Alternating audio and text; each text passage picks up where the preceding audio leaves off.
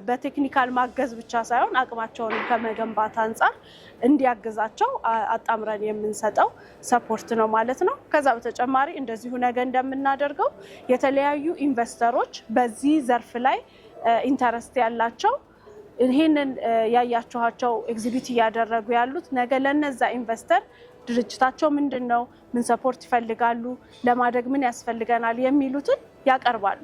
ኢንተረስትድ የሆነ ይሄንን ካምፓኒ ይሄንን ኢኖቬሽን እኔ ሰፖርት ማድረግ ፈልጋለሁ ወይም እኔ ላግዝ እችላለሁ የሚል ደግሞ ኢንቨስተር ጋር ነገ የማገናኘት ስራ እንሰራለን ማለት ነው።